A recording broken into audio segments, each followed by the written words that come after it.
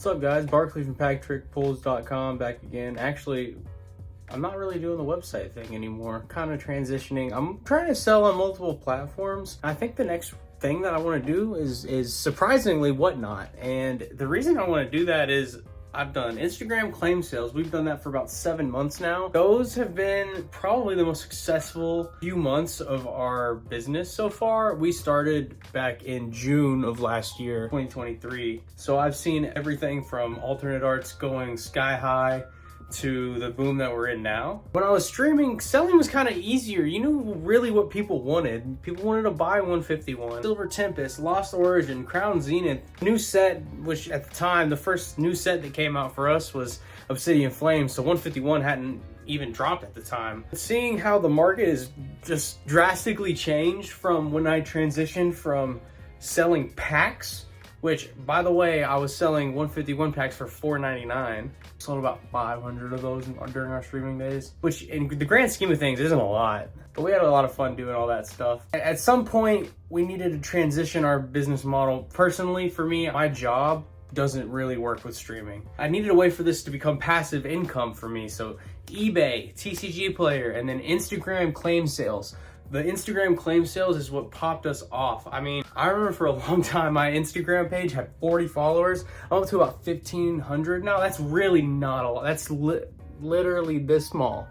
But we get about 25 orders every single weekend that we do a claim sale, and we profit every single time, and it's only gotten bigger. And if any of you all are from the claim sale world, appreciate y'all for supporting me in another way as well. I really never got to experience the market shift until I started dealing with singles, because the modern ones, just literally 2 days difference it could mean $50. Pre-release prices versus weekend release prices versus prices on after is just, they're three completely different things. If you have the same card for multiple weeks in a claim sale and you're not re-looking up that card's worth, that card's value, it's probably changed already. Especially some of the illustration rares, some of the smaller hits, the full arts can easily go from $5 down to $1.50. And that's huge when you're really thinking about, oh, I bought it at this price, or I pulled it and I didn't get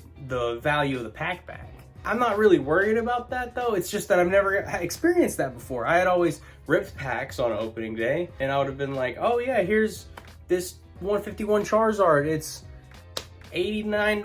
I don't know how much. It was probably 100. I think it was $120 when it released. Maybe 100. I hovered around there. Went up to 120 for a while. But I guess I really just didn't take notice of it, because I would look the cards up when I would pull them, and I'd be like, oh, this card's dropped since last night, and it would just escape my mind, because I didn't think about cards, singular cards, value-wise. I was thinking more pack value and how I could get the most out of that, because I didn't really care what was on the inside, because I was only selling the packs. But once I really kind of got into the singles game and I really started to look at the numbers and look how they change so often, I really like to buy vintage cards and older school, mid-era, maybe the mid-era holos. Those are usually cheap, as well as reverse holo stamps. A lot of them, if you get them light played, they can be really cheap, but certain ones are very, very expensive.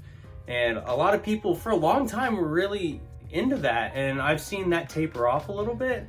And one of the biggest things that I've seen is, what do people even want to buy? Like, people will ask me, hey, can you search for this for me? This specific card, or this, like a sealed promo, or could you get more sealed stuff in your sales? And I do that, and then, you know, they go well for a while, but then boom, people are onto something else. And I think that's a lot of kind of what we see in Pokemon today is, what's the new shiny thing? And I think that's especially true right now, because people are just going insane over Terrestrial Festival. Obviously, that's an amazing set. I had so much fun opening that. Go crazy. Prismatic Evolution is going to be a totally different beast. And now that they have the Battle Partner set announced, then that's going to be even more crazy. But here's the thing. We're here in the space right now. Whether you're an investor, a seller, or a collector, I like to think that I'm all three. Why aren't we investing more in today's Pokemon cards? You hear so much about, oh, the Gengar VMAX. Hold on. You hear so much about the Gengar VMAX. Meanwhile, we have these cards at our disposal right now. I mean, just literally look at what I have right in my hands. Can't even see the biggest one. Like, come on. You can't tell me that these cards, let's just say these are English. You can't tell me that these cards in English one day won't mirror these. If you weren't around, you're not getting them. Why? Unless you're wanting to pay that huge amount. Here we are, able to get things like this that will be expensive down the stretch.